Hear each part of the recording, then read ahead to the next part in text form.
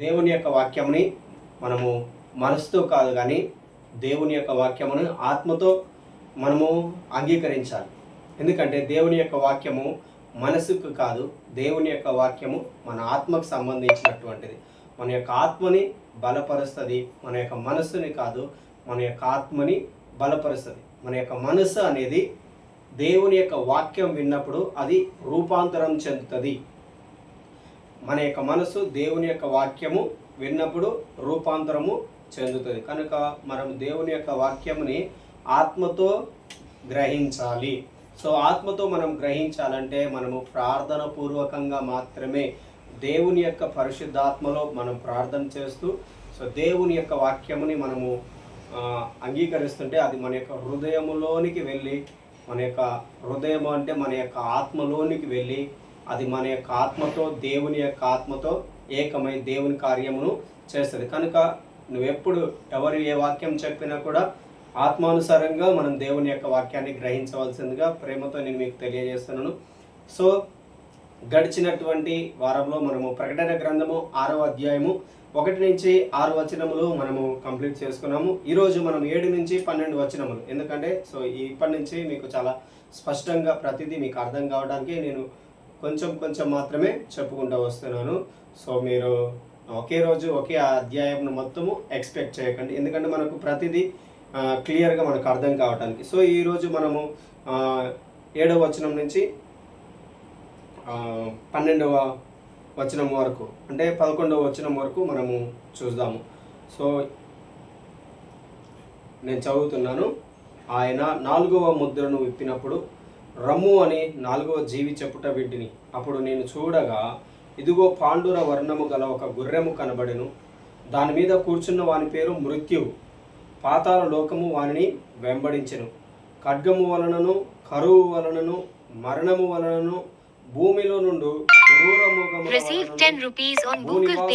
చంపుటకు భూమి యొక్క 4వ భాగము పైన అధికారము వానికి ఇవ్వబడెను. దేవుడి యొక్క వాక్యమును దీవించును గాక. ఈ వాక్యంలో నుండి మనం కొన్ని ఆత్మీయ సంగతులను తెలుసుకుందాము.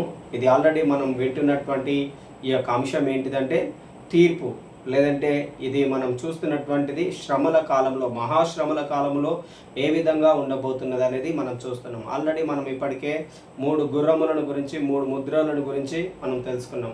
మొదటి ముద్ర విప్పినప్పుడు ఒక తెల్లని గుర్రము మనకు కనిపించింది. 2వ ముద్రను ఆయన యేసు ప్రభు విప్పినప్పుడు సో ఎర్రని గుర్రము మనకు కనిపించింది. 3వ ముద్రను విప్పినప్పుడు నల్లని గుర్రము మనకు కనిపించింది. నేను మీకు ముందుగానే చెప్పి ఉన్నాను, మొదటి గుర్రము దేనికి, 2వ గుర్రము దేనికి, 3వ గుర్రము దేనికి అని. ఈరోజు మనము ఈ 4వ ముద్రను మనము చూస్తున్నాం. 4వ ముద్రను విప్పినప్పుడు ఆయన గొర్రెపిల్ల యొక్క చేతిలో నుండి 4వ ముద్రను విప్పినప్పుడు రమ్ము అని 4వ జీవి చెప్పుట మనం విన్నాం. ఈ జీవులు ఎక్కడి నుండి వచ్చినాయి అనేది మీరు అనుకోవద్దు. మనం ఆల్రెడీ నేను మీకు ముందుగానే చెప్పి ఉన్నాను, 4వ అధ్యాయంలో ఉంటుంది 4 జీవులు. ఆ 4 జీవులలో ఒక్కొక్క జీవి పిలుస్తున్నప్పుడు సో యోహాను పరలోకంలో నుండి జరగబోయేటటువంటి విషయములను దర్శనముల ద్వారా ఇక్కడ ఆయన చూస్తున్నాడు. ఇక్కడ 4వ ముద్రను విప్పినప్పుడు రమ్ము అని చెప్పినప్పుడు విన్నాడు ఆత్మలో. అదేవిధంగా ఆయన చూస్తున్న విషయం ఏంటిదంటే ఇదిగో పాండుర వర్ణం గల ఒక గుర్రము కనబడెను. పాండుర వర్ణం అంటే మనకు స్పెసిఫిక్గా మనకు అర్థం కావడానికి ఆకుపచ్చ, పసుపు పచ్చ 2 కలిపితే మిక్స్ అయి వచ్చేటటువంటి కలర్ని మనం ఇక్కడ ఏమని పిలుస్తామంటే పాండుర వర్ణము అని చెప్తాం. సో దాని మీద కూర్చున్న వాని పేరే ఆ మృత్యువు అంటున్నాడు, డెత్. ఆయన పేరే మృత్యువు. ఈ 4వ గుర్రం మీద కూర్చొని వస్తున్న వాని పేరేంటిదంటే ఈ మహాశ్రమల కాలములో ఆయన యోహాను ఆత్మలో ఉండి చూస్తున్నటువంటి విషయం ఏంటిదంటే మృత్యువు. ఈ లోకంలో మహాశ్రమల కాలంలో మృత్యువు ఏ విధంగా వస్తున్నది మనందరికీ తెలుసు. మృత్యువు అంటే పాతాళము, మరణము అంటే చనిపోయిన వారి యొక్క ఆత్మలు. శరీరము భూమి మీద చనిపోతుంది. శరీరము చనిపోయిన తర్వాతకి ఆ శరీరము మరణమైనది ఈ భూమిలో పాతి పెట్టబడుతుంది. కానీ ఆత్మ అనేది ఎక్కడికి వెళ్తుంది అనేది ఇక్కడ చెప్తున్నాడు. ప్రభువుని నమ్మిన వారి యొక్క ఆత్మలు ప్రభు యొద్దకు వెళ్తాయి. దేవుని నమ్మని వారి యొక్క ఆత్మలు ఈ యొక్క పాతాళములోనికి, మృత్యువులోనికి, మరణములోనికి దేని కొరకు అక్కడికి వెళ్తాయంటే తీర్పు నిమిత్తమై దేవుడు తీర్పు తీర్చేంత వరకు. ఇదిగో మీరు చాలా ప్రశ్నలు అడిగి ఉన్నారు. ఈ యొక్క మనం 6 నుంచి 11వ వచనం వరకు, 7 నుంచి 11వ వచనం వరకు చదువుతుంటే మీకు చాలా ప్రశ్నలకి ఈరోజు మీకు జవాబు అనేది మీకు అర్థమవుతుంది. సో కనుక నేను చాలా చిన్నగా చెప్తాను, మీరు అర్థం చేసుకోవడానికి ప్రయత్నం చేయండి. మృత్యువు. సో దేవుని యొక్క వాక్యంలో ఉంది. కీర్తన 9వ అధ్యాయము 17వ వచనంలో ఏమని ఉంటుందంటే, మీరు రాసుకోండి, తర్వాతకి చదవండి. వీలున్నటువంటి వచనముని నేను చదువుతాను. సో మీరు కూడా త్వరగా బైబిల్, ఒకవేళ నేను చెప్పిన వెంటనే బైబిల్ తీస్తే నేను చదవడానికంటే ముందుగా మీకు ఒకవేళ టైం ఉంటే నాకంటే ముందుగానే మీరు చదవడానికి ప్రయత్నం చేయండి. సో కీర్తనలు 9వ అధ్యాయం 17వ వచనంలో ఏముంటుందంటే, దేవుని మరచు వారందరూ దుష్టులను పాతాళములో విడవబడతారు. ఇక్కడ పాతాళము, వాళ్ళు దేవుణ్ణి మర్చిపోయే వాళ్ళందరూ, అంటే దేవుణ్ణి వెతకని అటువంటి వ్యక్తులు, తమ ఇష్టానుసారంగా ప్రవర్తించినటువంటి వ్యక్తులు. ఇక్కడ మనం చూస్తున్నది మహాశ్రమల కాలంలో వాళ్ళందరి యొక్క ఆత్మలు, ఇదిగో ఈ 4వ గుర్రం మీద వస్తున్న వాని పేరే మృత్యువు. ఈ లోకముని అది వెంబడిస్తుంది. ఇదిగో ఎవరైతే మరణం అవుతారో వారి యొక్క శరీరం అనేది ఇక్కడ పాతి పెట్టబడుతుంది. శరీరంతో ఏముండదు, కానీ వారి యొక్క ఆత్మ మాత్రమే, వారి యొక్క ఆత్మ దేవుని యొక్క తీర్పు వచ్చేంత వరకు, దేవుని తీర్పు జరిగేంత వరకు. నేను మీకు ముందుగానే చెప్పినాను, పరిశుద్ధులు, దేవుని నమ్మిన వారు, దేవుని నమ్మని వారికి మనము మలాకీ గ్రంథము 3వ అధ్యాయము చూడండి. మలాకీ గ్రంథము, ఇది మనం అర్థం చేసుకోవడానికి మంచిగా ఉంటుంది. దేవుడు ఒక డిఫరెన్స్ అనేది కనిపిస్తుంది. మలాకీ గ్రంథము 3వ అధ్యాయము దేవుని నమ్మిన బిడ్డలకి 17వ వచనం ఒకసారి ఎవరైనా చదవండి. 18వ వచనము దేవుని యొక్క వాక్యంలో ఏముందంటే, అప్పుడు నీతి గలవారెవరో, దుర్మార్గులెవరో, దేవుని సేవించు వారెవరో, ఆయనని సేవించు వారెవరో మీరు తిరిగి కనుగొంటారు. సో దేవుడు ఇక్కడ వ్యత్యాసము, డిఫరెన్స్ అనేది కనుగొంటారు, నీతిమంతులకి దుర్మార్గులకి. అదేవిధంగా యేసుక్రీస్తు చెప్పినాడు, సో ఆయన గొర్రెలను మేకలను వేరుపరుస్తాడు. అదేవిధంగా దేవుని సేవించే వారిని, దేవుని సేవించని వారు ఎవరో ఆయన దినమున మీరు కనుగొంటారని దేవుడి యొక్క వాక్యంలో స్పష్టంగా ఉన్నది కనుక, సో దేవుని సేవించే వారికి ఆయన వారి యొక్క ఆత్మని ఒక దగ్గర ఉంచుతాడు, దేవుని సేవించని వారిని మరి యొక్క స్థలములో ఆయన ఉంచుతాడు అన్నారు. ఇక్కడ మృత్యువు, ఇక్కడ పాతాళము, లేదంటే గ్రీక్ వర్డ్ హెబ్రూ పదం ఏంటిదంటే హేడెస్. అందరు రాసుకోండి, హేడెస్. హేడెస్ అంటే సో దేవుని ఎరగనటువంటి వారి యొక్క ఆత్మలు ఈ యొక్క పాతాళంలో, హేడెస్లో ఉంటాయి. ఎప్పటి వరకు? తీర్పు జరిగేంత వరకు. అక్కడ ఏముంటుంది? హేడెస్లో వేదన, బాధ, ఇబ్బంది అనేది వారికి అక్కడ కలుగుతూ ఉంటుంది. సో దేవుని యొక్క వాక్యంలో మరణం అనేది ఈ లోకములోనికి ఒకే ఒక వ్యక్తి ద్వారా ఈ లోకంలోనికి వచ్చింది. ఆదాము నుండి మరణం అనేది ఈ లోకంలోనికి వచ్చింది. యాక్చువల్గా దేవుడు మనిషిని సృష్టించింది మరణించటానికి సృష్టించలేదు. ఈ మరణం అనేది ఈ లోకంలోనికి ఎలా వచ్చిందంటే, దేవుని యొక్క ఆజ్ఞను అతిక్రమించటం వలన, ఆదాము అతిక్రమించటం వలన ఈ లోకంలోనికి ఆజ్ఞ అతిక్రమమే పాపము. ఆ పాపము వలన వచ్చేటటువంటి జీతము మరణము. సో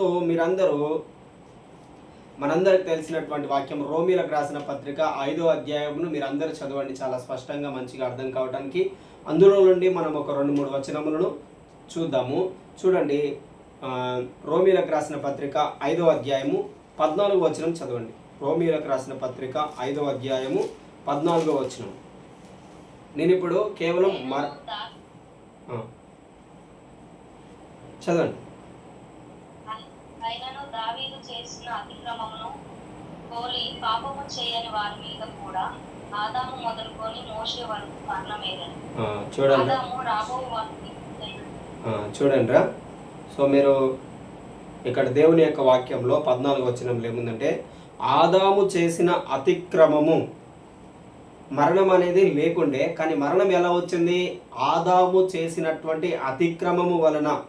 నేను ఇక్కడ మనకు దేని గురించి చెప్తున్నా? మృత్యువు గురించి మాత్రమే చెప్తున్నా, వేరే దాని గురించి మనం అర్థం చేసుకోవద్దు. మరణం అనేది ఎలా వచ్చింది, మరణం ఎప్పుడు నశిస్తుంది అనే దాని గురించి నేను మీకు చెప్తున్నాను.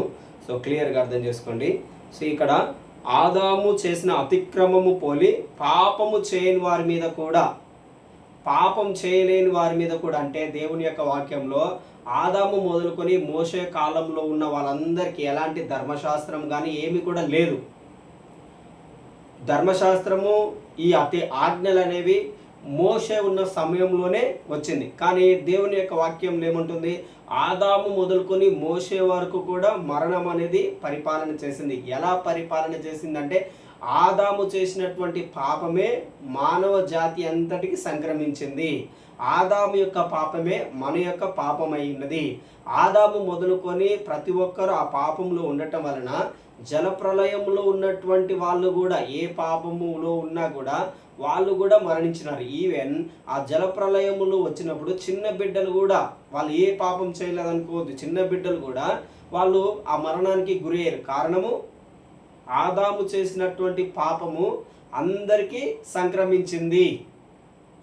ఆదాము చేసినటువంటి పాపము, ఒక తండ్రి అప్పు చేస్తే ఆ అప్పు ఇంటి వారందరికీ వర్తిస్తుంది. అయ్యో నేను చేయలేదు, ఈ అప్పు నాకెల్లా వర్తిస్తుంది అంటే కుదరదు. ఎందుకంటే తండ్రి చేసినటువంటి అప్పు పిల్లలందరికీ వర్తిస్తుంది. అదేవిధంగా ఆదాము చేసినటువంటి యొక్క పాపము, ఆ పాపము వలన మరణం వచ్చింది.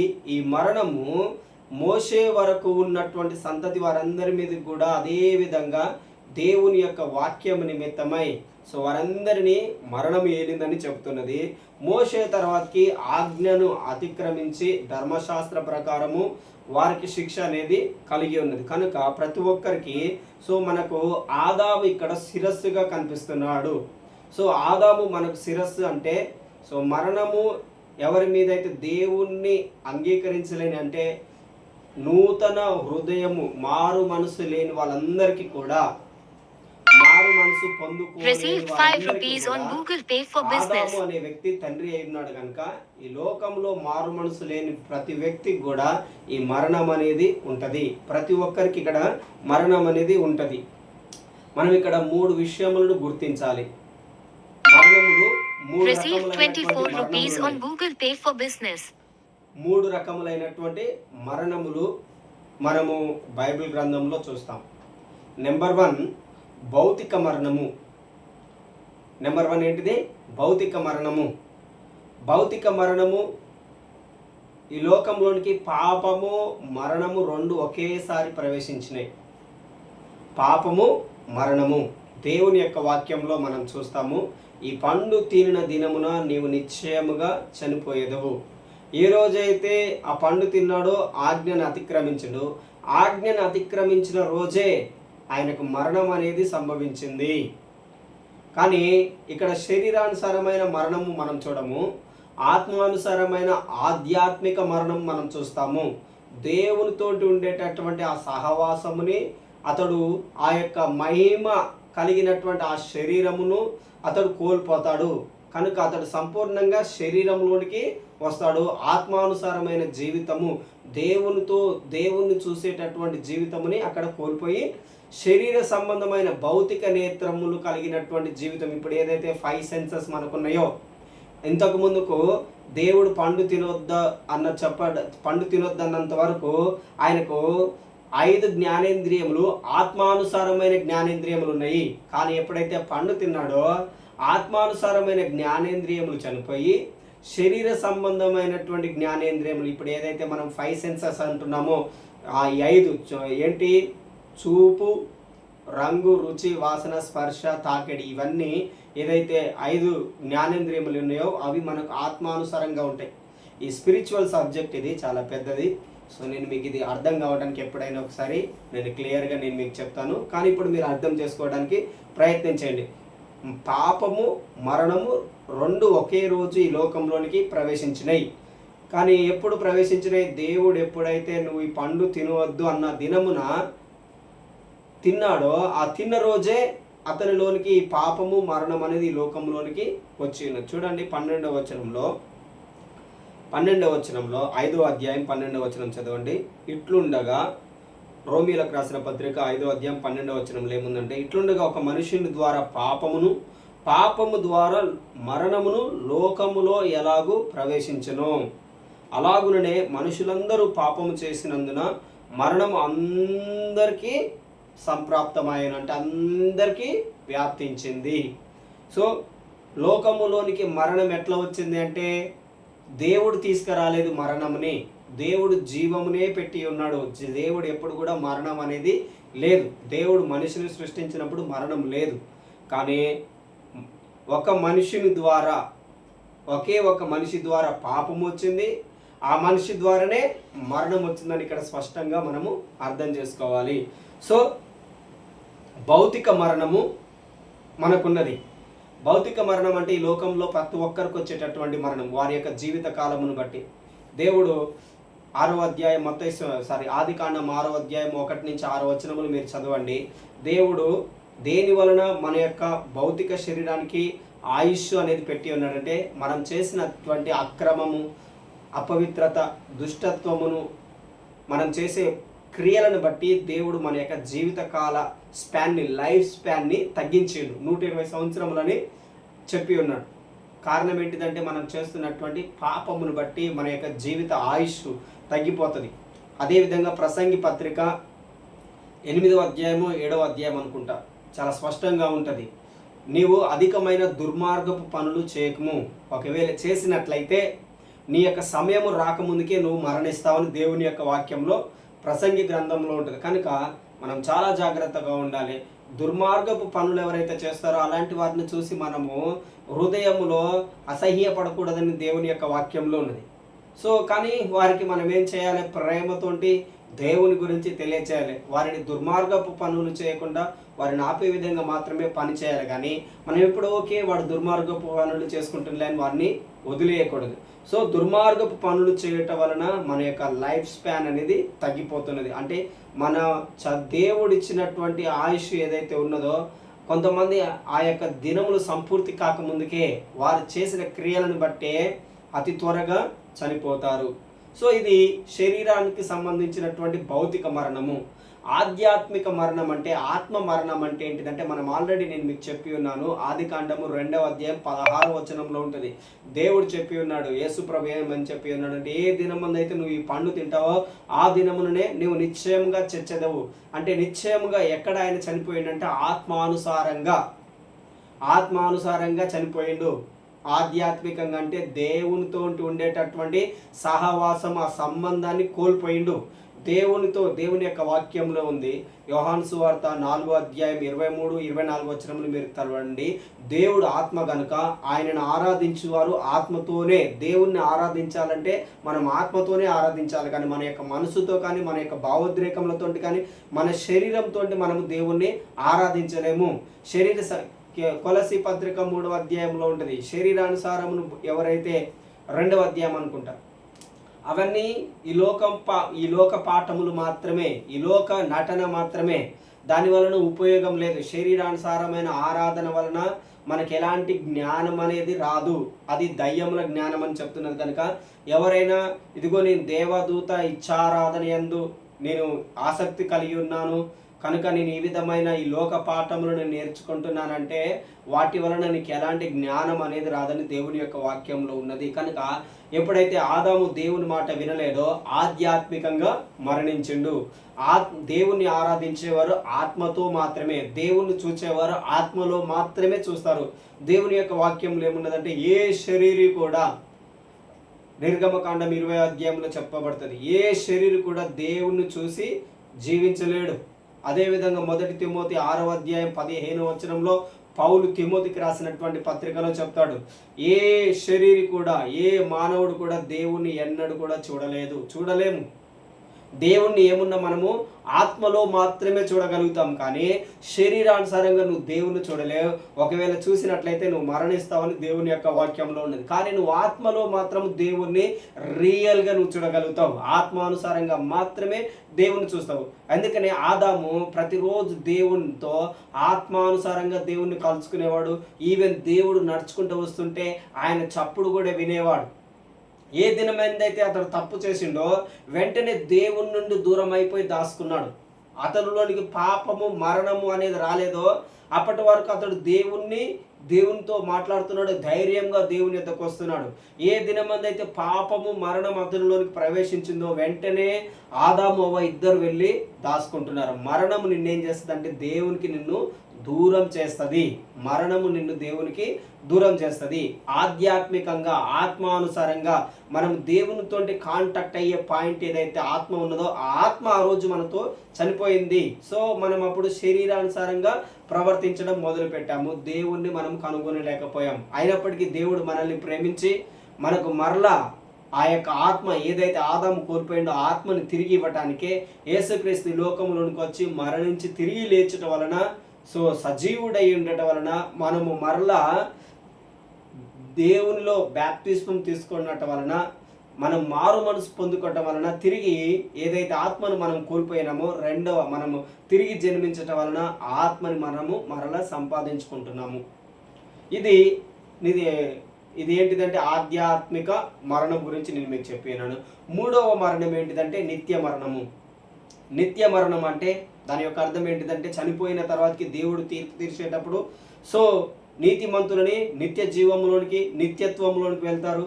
అదేవిధంగా పాపం చేసిన వాడు నిత్య మరణంలోనికి, సో సాతాను వానికి సిద్ధపరిచినటువంటి ఆ యొక్క స్థలము నిత్య మరణంలోనికి, నిత్య శిక్షలోనికి వాళ్ళు ప్రవేశిస్తారు. ఇది 3 రకములైనటువంటి మరణములు. ఈ విషయములను మనం ఎప్పుడు కూడా జ్ఞాపకం పెట్టుకోవాలి. ఆదాము చేసినటువంటి పాపమే మనందరి జీవితంలోనికి ప్రవేశించి ఉన్నది. ఇక్కడ చూడండి, మనం చదివినటువంటి వచన భాగములో ఏముంది? 4వ ముద్రను విప్పినప్పుడు ఆయన పాండుర వర్ణం గల గుర్రమును చూచి ఉన్నాడు. సో దాని మీద కూర్చున్న వాని పేరు మృత్యు. పాతాళ లోకమే వారిని వెంబడిస్తున్నది. హేడెస్, పాతాళమే అతనిని వెంబడిస్తున్నది. సో ఈ 4వ గుర్రము మీద కూర్చున్నవాడు ఎప్పుడైతే ఈ ముద్ర విప్పినప్పుడు, ఈ 4వ ముద్ర దేనికి సూచన అంటే భూమి మీద 4వ భాగం అంతా కూడా చంపివేయబడడానికి వానికి అధికారం ఇవ్వబడి ఉన్నది. సో వీళ్ళు ఏ విధంగా చనిపోతారు? ఈ 4వ గుర్రం మీద వచ్చినప్పుడు సో ఏ విధంగా మరణిస్తారంటే ఖడ్గం వలనను, కరువు వలనను, తెగులు వలనను. మరణం అని ఉంది చూడ, మరణం అనే దగ్గర 7 అని ఉంది, కింద ఫుట్ నోట్లో చూడండి తెగులు అని ఉంటుంది. తెగులు వలనను, అదేవిధంగా క్రూర మృగముల వలనను భూనివాసులను చంపుటకు వానికి అధికారం ఇవ్వబడి ఉన్నది. కొంతమంది చెప్పి ఉన్నటువంటి విషయం ఏంటిదంటే ఏదైనా ఒక తెగులు అంటే ఏంటిదంటే ఒక వైరస్ అనేది ఈ భూమి మీద పనిచేయడం మొదలుపెట్టినట్లయితే భూప్రపంచం అంట ఒక్క వారంలోనే ఈ భూమి మీద ఉన్న జనులందరూ కూడా ఒక్క వారంలో మరణిస్తారంట. కేవలము ఆ వైరస్ వలన, తెగులు వలన. దేవుని యొక్క వాక్యంలో ఉంది, ఒక్క దేవదూత ఒకే రోజు 185,000 మందిని హతం చేసి ఉన్నది. ఇదిగో ఈ వైరస్ ఒకవేళ ఈ భూమిలోనికి వచ్చినట్లయితే ఈ మహాకాల శ్రమల కాలంలో ఇలాంటి వైరస్ అంట చాలా మందిని ఇదిగో ఆ మరణము అనేది వెంబడిస్తుంటుంది. కనుక కరువు వలన, ఖడ్గము వలనను, మరణము వలన, ముఖంలో క్రూర మృగము వలన అనేకులు అనేవాళ్ళు ఈ చనిపోతారని ఈ 4వ ముద్రని విప్పినప్పుడు మనం చూస్తున్నాం. దేవుని యొక్క వాక్యంలో చూడండి, మత్తయి సువార్త 25వ అధ్యాయము 22వ వచనం చదవండి. మత్తయి సువార్త 25వ అధ్యాయము 22వ వచనం.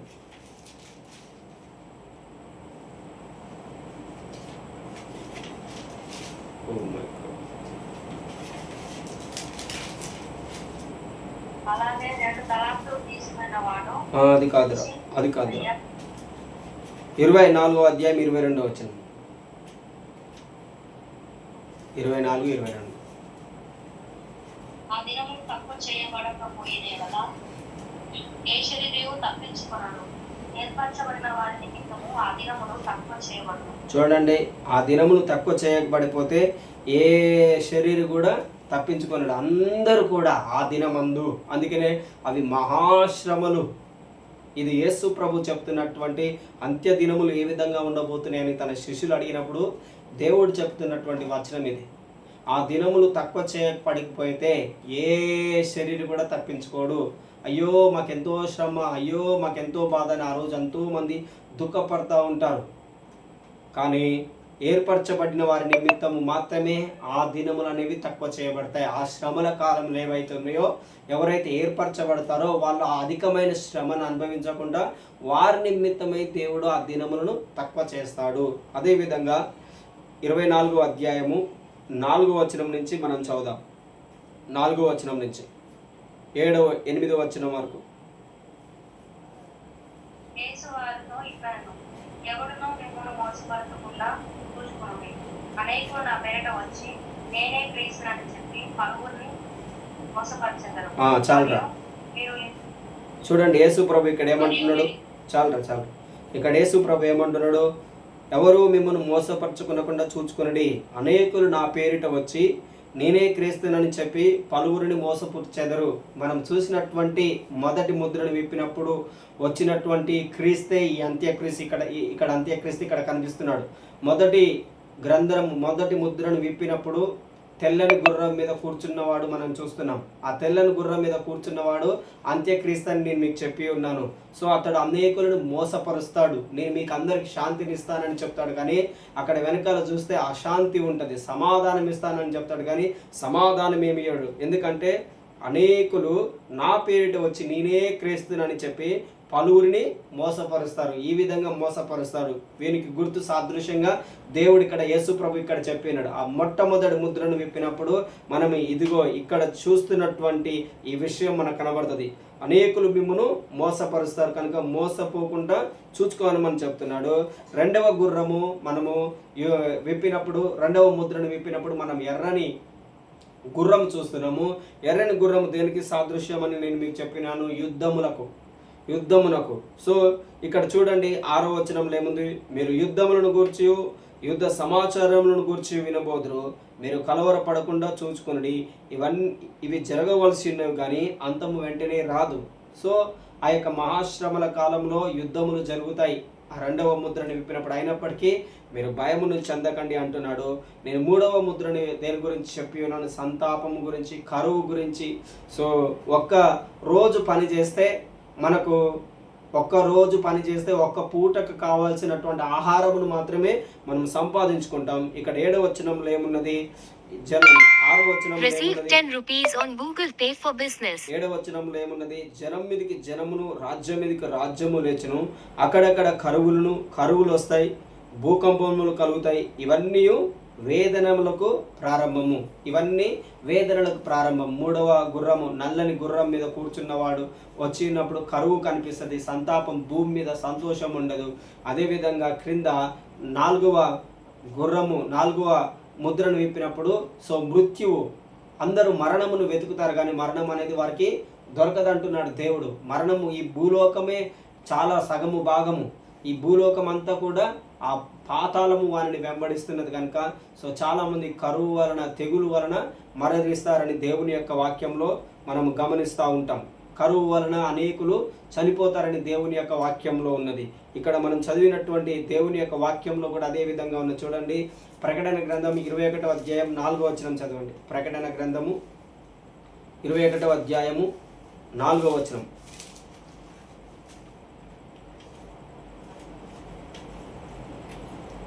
ఆయన వారి కన్నుల ప్రతి బాష్ప బిందువును తుడిచివేయను, మరణము ఇక ఉండదు, దుఃఖమైనను. ఒక్క నిమిషం, దానికంటే ముందు 20వ అధ్యాయము 14వ అధ్యాయము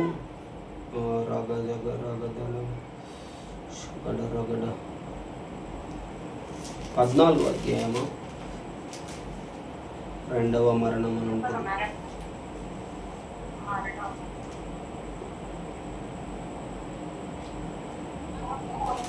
ఇది రెండవ మరణం అని ఉంటుంది చూడండి, 20వ అధ్యాయంలోనో 21వ అధ్యాయంలోనో.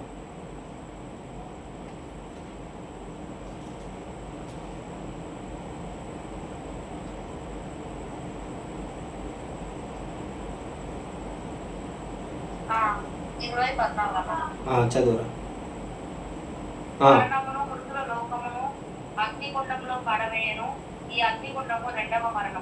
చూడండి, మరణమును మృతుల లోకమును అగ్నిగుండంలో పడవేయబడును. ఈ అగ్నిగుండము రెండవ మరణము.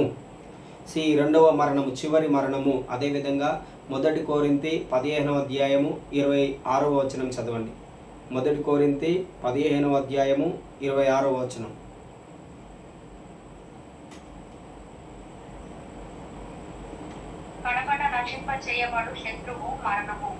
కడపట నశించిపోయే శత్రువు ఎవరంటే మరణం. మరణం అనేది సంపూర్ణంగా నశింప చేస్తాడు కనుక ఇప్పుడు 21 అధ్యాయము 4వ వచనం చదవండి.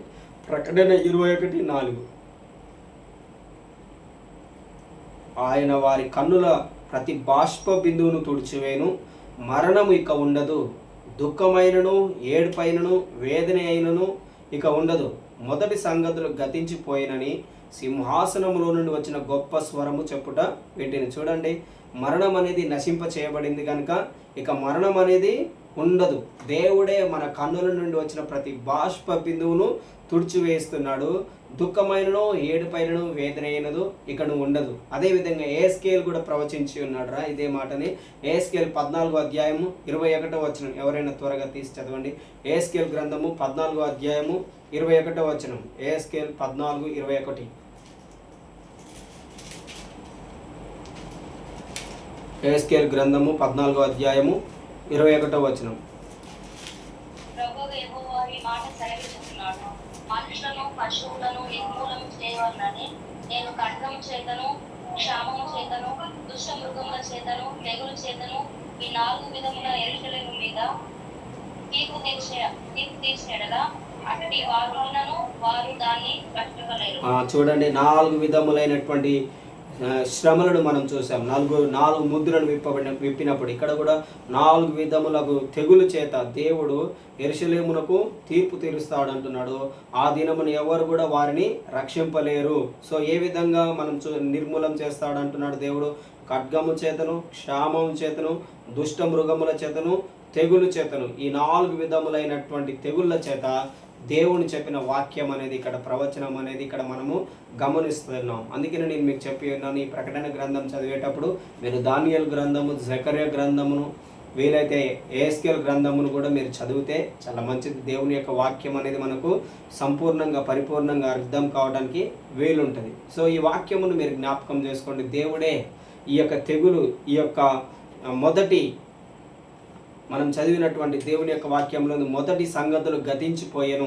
ఈ మొదటి సంగతులు గతించిపోతున్నాయి. దీనితో ఈ 4వ ముద్ర విప్పటంతో ఈ మొదటి సంగతులు ఆ మహాశ్రమల కాలంలో ప్రారంభంలో ఇవి గతించిపోతున్నాయి. ఆ తర్వాతకి మనం 5వ ముద్రను విప్పినప్పుడు చూడండి, 5వ ముద్రను విప్పినప్పుడు ఏం కనిపించింది?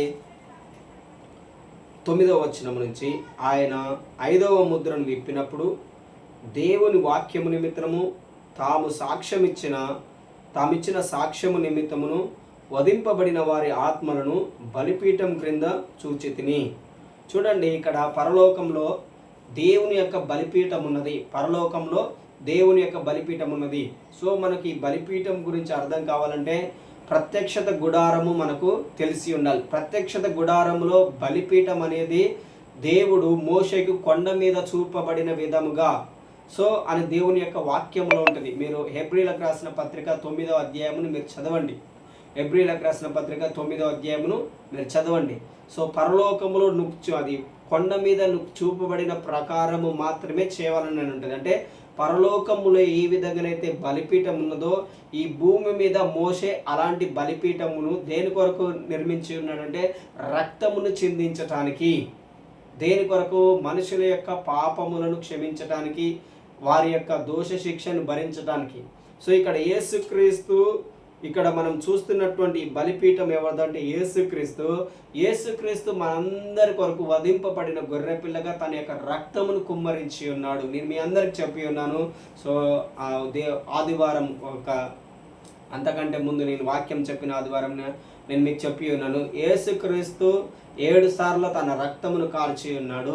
ఆ రక్తమును కార్చి ఉన్నప్పుడు దేవదూతలు వచ్చి తన యొక్క రక్తమును ఇస్తే ఆ రక్తమును తీసుకొని ప్రభు పరలోకమునకు వెళ్ళి ఉన్నట్టు నేను మీకు చెప్పాను. చూడండి, హెబ్రీలకు రాసిన పత్రిక 9వ అధ్యాయము 12వ వచనము మీరు చదవండి.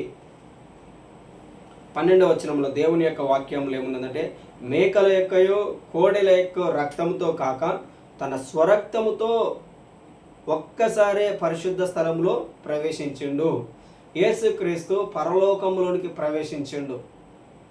మేకల యొక్కదు, కోడెల యొక్కయో, గొర్రెల యొక్క రక్తంతో కాదు, కానీ తన సొంత రక్తంతో ఈ పరలోకమును పరిశుద్ధపరచుకుంటూ వెళ్ళి ఉన్నాడు. చూడండి, మీకు కంప్లీట్గా అర్థం కావడానికి అదే అధ్యాయము 9వ అధ్యాయము 22, 23 వచనములు మనం చూస్తే చూడండి, దేవుని యొక్క వాక్యంలో ఏముందంటే, మరియు ధర్మశాస్త్ర ప్రకారము సమస్త వస్తువులను రక్తము చేత శుద్ధి చేయబడుననియు రక్తము చిందింపకుండా పాప క్షమాపణ కలుగుదనియు సామాన్యంగా చెప్పవచ్చును.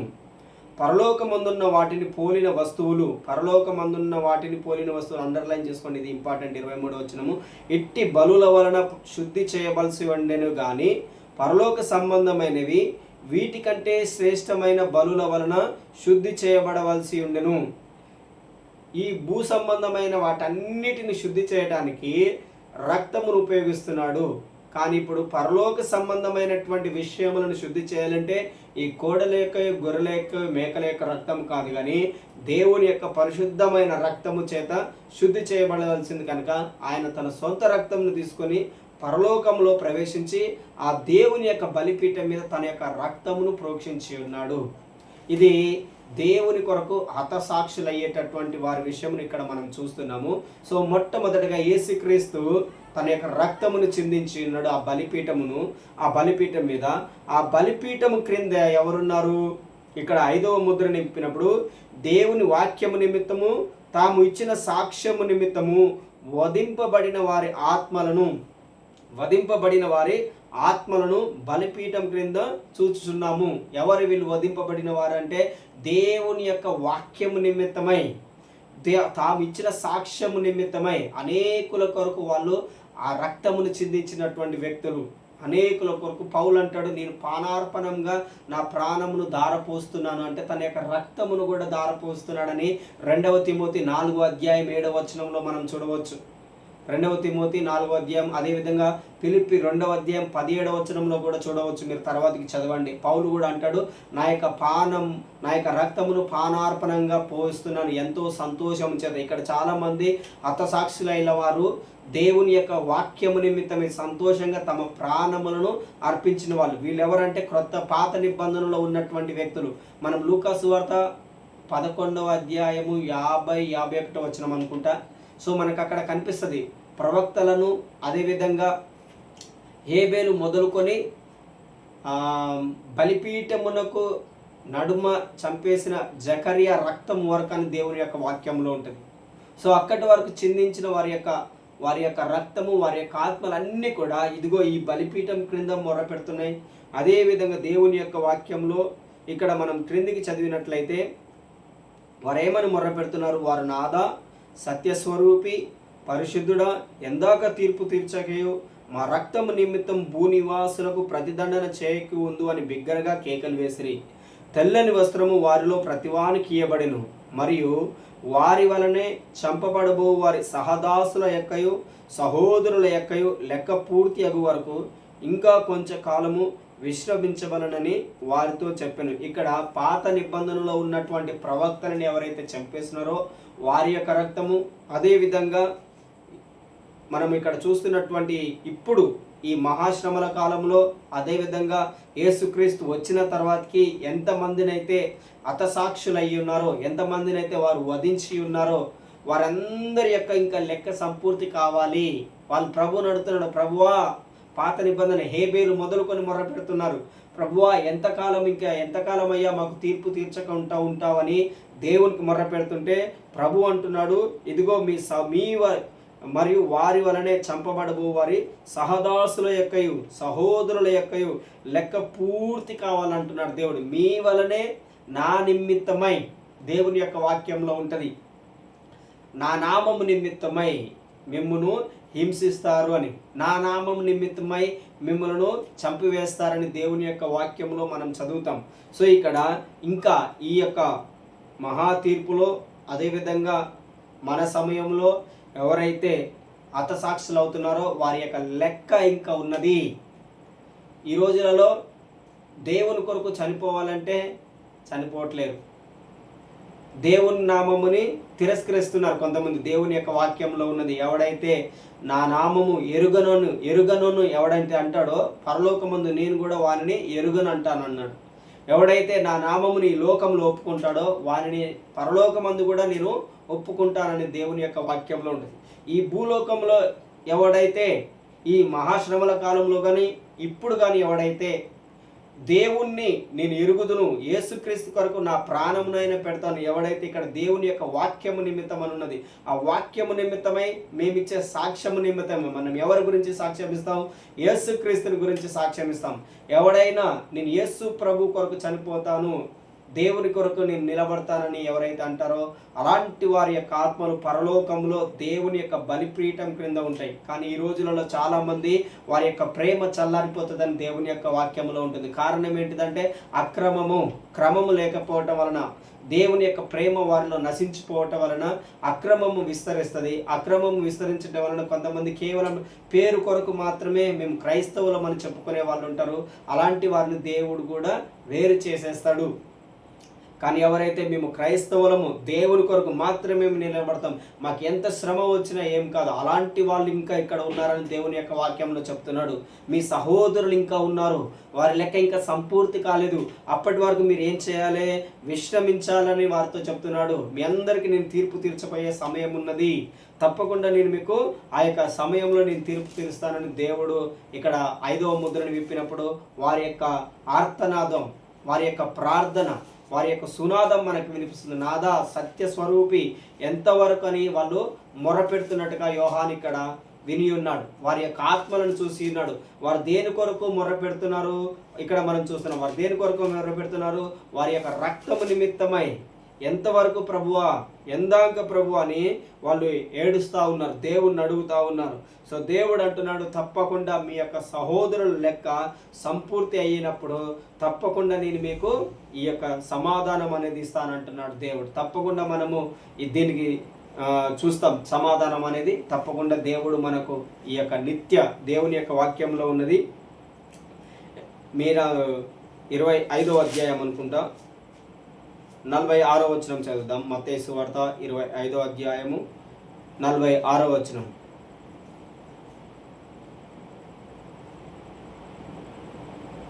చూడండి దేవుని యొక్క వాక్యంలో ఏమున్నదంటే, వీరు నిత్య శిక్షకును నీతిమంతులు నిత్య జీవమునకు పోవుదురు. సో ఎప్పుడైతే యేసు ప్రభు నాదా సత్య స్వరూపి అని మొర్ర పెట్టినప్పుడు వారు విన్నారో, ఆ తీర్పు తీర్చే సమయంలో దేవుడు అంటున్నాడు, తప్పు చేసిన వాళ్ళు నిత్య శిక్షకు వెళ్తారు, నీతిమంతులు నిత్య జీవమునకు పోయేదరు. ఇది యోహాను పరలోకంలో దేవుని ఎదుట ఆయన ఈ యొక్క సన్నివేశముని చూస్తూ వివరిస్తున్నాడు. కనుక మనం కూడా ఎంత శ్రమ వచ్చినా, ఎంత ఇబ్బంది వచ్చినా దేవుని కొరకు ధైర్యంగా మనం నిలబడాలి. దేవుని కొరకు మాత్రమే మనం జీవించాలి. సో దేవుని యొక్క వాక్యంలో ఏమున్నది? రోమీయులకు రాసిన పత్రిక 14వ అధ్యాయంలో మన దేహము దేవుని నిమిత్తమే, మన దేహము దేవుని నిమిత్తమే. కనుక మనము ఉండేది దేవుని కొరకే. ఎవరు మన కొరకు మనం బ్రతకట్లేము, ఎవరం కూడా మన కొరకు మనము చనిపోవట్లేము. మనము బ్రతికినా ప్రభువు కొరకే బ్రతుకుతున్నాము, మనం చనిపోయినా ప్రభువు కొరకే చనిపోతున్నాం. సో మనం బ్రతికినా ప్రభువారమై ఉన్నాం, చనిపోయినా ప్రభువారమై ఉన్నాం. కనుక అందుకనే దేవుని యొక్క వాక్యంలో ఏమున్నదంటే, ఆయన జీవించిన వారికి మరణించిన వారికి ప్రభువై ఉండు నిమిత్తము ఆయన మన నిమిత్తం ఈ లోకములోనికి వచ్చి ఆయన మృతి చెంది మృతిని జయించి తిరిగి లేచి ఉన్నాడు కనుక ఆయన మరణించిన వారికి అదేవిధంగా సజీవులై ఉన్న వారికి ఆయన దేవుడై ఉన్నాడని దేవుని యొక్క వాక్యంలో ఉన్నది. కనుక నీవు దేవుని నిమిత్తం మాత్రమే మన దేహముతో దేవుణ్ణి మాత్రమే గణపరచాలి. మన దేహముతో మరి దేనిని కూడా గణపరచకూడదు. ఎప్పుడైతే నువ్వు దేవుణ్ణి గణపరుస్తుంటావో నీ సాక్ష్యము నిమిత్తమై, దేవుడి వాక్యము నిమిత్తమై, నువ్వు సాక్ష్యము నిమిత్తమై, వాక్యము నిమిత్తమై ఎప్పుడైతే దేవుణ్ణి గణపరుస్తుంటావో 1000 మందిలోనైనా 10,000 మందిలోనైనా నీకెంత ఇబ్బంది వచ్చినా దేవుని యొక్క నామమును నువ్వు ఎక్కడ కూడా తక్కువ చేయకూడదు. ఆయన పేతురు ఏ విధంగానైతే యేసు ప్రభుని ఎరుగను అని 3 సార్లు ఏ విధంగానైతే అబద్ధం ఆడిండో ఆ విధంగా మనం అబద్ధం ఆడకూడదు. పేతురుని దేవుడు క్షమించిండు, అదేవిధంగా నన్ను కూడా క్షమిస్తాడులే అని అలా చెప్పడానికి మనకు వీలు లేదు. ఎందుకంటే ఈ శ్రమల కాలము. సో అప్పుడు పేతురు చెప్పిన సమయంలో యేసు ప్రభు సిలువ వేయబడలేదు, కానీ ఆయనకు దేవుడు హెచ్చరిక చేసి ఉన్నాడు. కానీ ఇక్కడ మనకు దేవుడు ముందుగానే చెప్తున్నాడు, నా నామము నిమిత్తమై మిమ్మల్ని హింసిస్తారు, అయినా కానీ నా నామమును ఎవడైతే గట్టిగా పట్టుకుంటాడో వానికి నిత్య జీవం ఉంటుంది అంటున్నాడు. కనుక మనకెంత శ్రమ వచ్చినా దేవుణ్ణి ఎప్పుడు కూడా మనం తిరస్కరించకూడదు. మనం దేవుని కొరకు మాత్రమే విధేయత కలిగి జీవించాలని ఇదిగో ఈ యొక్క 5 ముద్రలలో మనం తెలుసుకున్నటువంటి విషయములు ఏంటి అంటే, అంత్యక్రీస్తు వస్తాడు, ఆయన మనల్ని మోసం చేస్తే ఆ మోసంలో మనం పడిపోకూడదు. రెండవది, యుద్ధములు జరుగుతాయి, అయినా కూడా అవి అంతం వెంటనే రాదు, దాని గురించి మనం చింతించొద్దు. మూడవది, కరువు వస్తుంది, సంతాపం దుఃఖం కలుగుతుంది. ఎంత కష్టపడ్డా ఒక్కరోజు నువ్వు ఎంతో కష్టపడ్డా కానీ ఒక్క పూట మాత్రమే తినేంత ఉంటుంది, అయినా కానీ నువ్వు దేవుణ్ణి తిరస్కరించకూడదు. 4వ ముద్ర, పాతాళమునే మృత్యువును వెంటబెట్టుకొని వస్తాడు. తెగుళ్ళు వస్తాయి, మరణం వస్తుంది, ఖడ్గం వస్తుంది, జంతువులు చంపేస్తారు. ఎందుకంటే దేవుని యొక్క వాక్యంలో ఏముందంటే, ఆది సంఘంలో ఉన్నటువంటి విశ్వాసులని క్రూర జంతువులకు, సింహములకి వారిని విడిచిపెట్టి ఉన్నారు. హెబ్రీ పత్రిక 11వ అధ్యాయం చివరి వచనములు చూడండి. వారు మరీ శ్రేష్టమైన పునరుత్థానం పొందు నిమిత్తము వారిలో కొందరు ఖడ్గమునకును అదేవిధంగా జంతువులకు, సింహములను వాటన్నిటిని ఎదుర్కొన్నారని దేవుని యొక్క వాక్యంలో ఉన్నది. కనుక మనం కూడా వీటన్నిటిని ఎదుర్కోవడానికి సిద్ధంగా ఉండాలి. కొంతమంది మనలో ఎవరైనా హతసాక్షులు కావచ్చు, నేనైనా కావచ్చు, మీరైనా కావచ్చు, ఎవరైనా కావచ్చు. సో అప్పుడు మనం భయపడకూడదు, దిగులు పడకూడదు, ధైర్యంగా ఉండాలి. ఎందుకంటే నీవు కూడా పరలోకంలో దేవునితో పాటు ఆయన సింహాసనం క్రింద మనం మొర పెడతా ఉంటాం. దేవుని దగ్గర ఉండే ఆ గొప్ప భాగ్యం చాలా అతి తక్కువ మందికి వస్తుంది, అతి అరుదు, చాలా తక్కువ. అది గొప్ప ఉన్నత స్థితి. ఎవరైతే దేవుని నిమిత్తం హతసాక్షులు అవుతారో అలాంటి వారు చాలా తక్కువ మంది ఉంటారు. కానీ అలాంటి స్థితి మనకు వస్తే మనం సంతోషంగా దానిని అంగీకరించే విధంగా ఉండాలి. కానీ దానికి మరణమునకు మనం భయపడకూడదు. ఎందుకంటే కడపడ నశింప చేయబడి శత్రువు మరణము.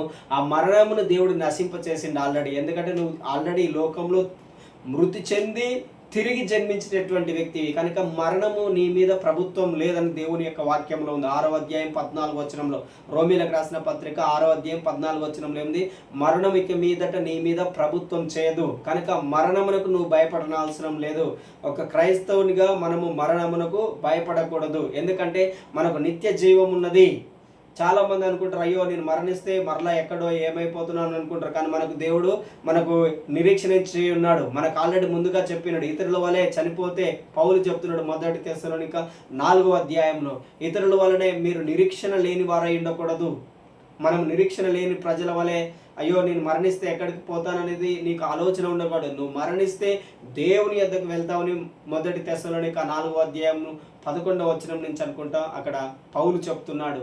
మనం నిరీక్షణ కలిగి ధైర్యం కలిగిన వాళ్ళమై ఉండాలని దేవుని యొక్క వాక్యంలో ఉన్నది. సో నువ్వు ఈ లోకంలో నీ శరీరం మాత్రమే మరణిస్తుంది. ఈ శరీరం కొద్ది కాలమే అని చెప్పిన భౌతిక మరణం ఇది. శరీరానుసారంగా మాత్రమే మనం ఇక్కడ కనబడం, కానీ మనం పరలోకంలో దేవుని యొక్క వాక్యంలో ఉంటుంది. మీరు చూడండి, ఎఫెసీయులకు రాసిన పత్రిక 3వ అధ్యాయము 14వ వచనం చదవండి. ఎఫెసీయులకు రాసిన పత్రిక 3వ అధ్యాయము 14వ వచనం.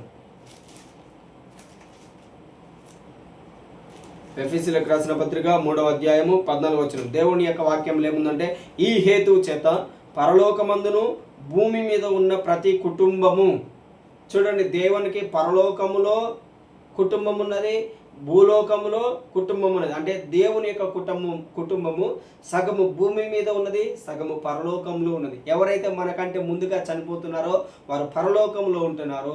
ఎవరైతే ఇక్కడ ఇంకా భూమి మీద ఉన్నారో వాళ్ళు ఈ భూమి మీద ఉన్నారు. అందుకనే దేవుని యొక్క వాక్యంలో ఏమున్నది?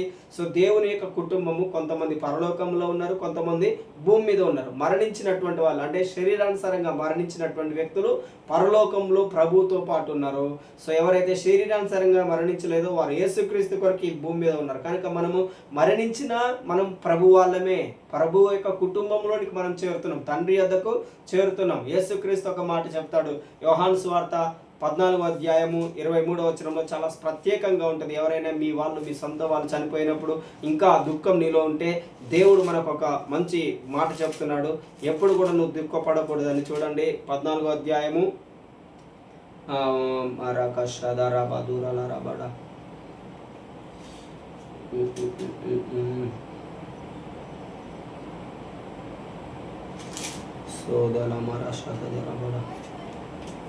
ఒక్క నిమిషం 28వ వచనం చూడండి. నేను వెళ్ళి మీ వద్దకు వచ్చేదనని మీతో చెప్పిన మాట మీరు వింటారు కదా.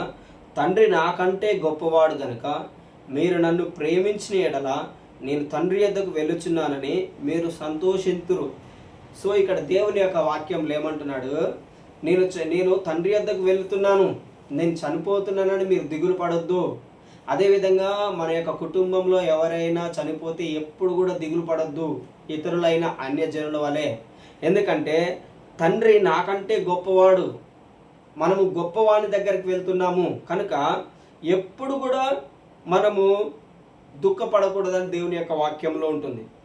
మనము ఎవరైనా మరణిస్తే దేవుని యందు భయభక్తులు కలిగి నమ్మకంగా ఉన్నటువంటి వ్యక్తి ఎవరైనా మరణిస్తే మనం అసలు దుఃఖపడకూడదు అంటున్నాడు దేవుడు. సంతోషించాలి, నేను తండ్రి వద్దకు వెళ్ళుచున్నానని మీరు సంతోషిస్తారు. సో మీరు సంతోషించాలని చెప్తున్నాడు.